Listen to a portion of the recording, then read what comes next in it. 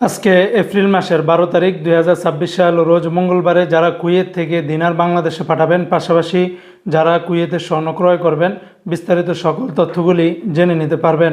বন্ধুরা মনে রাখবেন, টাকার রেট এবং স্বর্ণের রেট যে কোনো সময় পরিবর্তন হতে পারে। তো আজকে যারা কুয়েত থেকে 22 ক্যারেটের প্রতি গ্রাম স্বর্ণ ক্রয় করবেন 43 দিনার 350 পয়সা, এটা ছিল কুয়েতের একটা কোম্পানি রেট।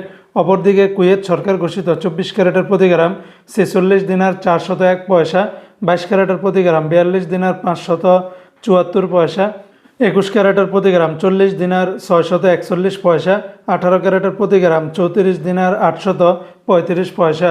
এই রেটগুলোর সাথে ভ্যাট ট্যাক্স মেকিং চার্জ কোনো কিছুই যুক্ত করা হয়নি। তাছাড়া কুয়েতে আরও বিভিন্ন কোম্পানি রয়েছে, এক একটাতে রেটটা ভিন্ন ভিন্ন হতে পারে। আজকে যারা কুয়েত থেকে একদিনের বাংলাদেশে পাঠাবেন 400 টাকা 75 পয়সার ভিতরে পাবেন। তবে কুয়েতের সকল এক্সচেঞ্জগুলোতে একরকম রেট পাবেন না।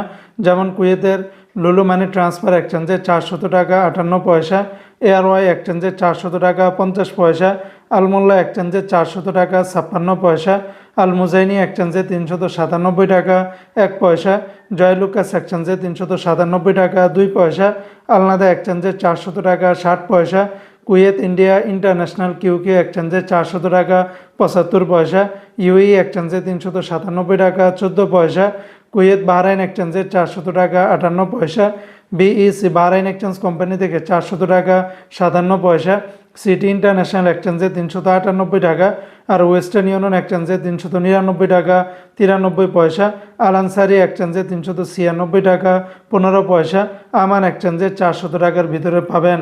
বন্ধুরা মনে রাখবেন, রেটটা যে কোনো সময় পরিবর্তন হতে পারে।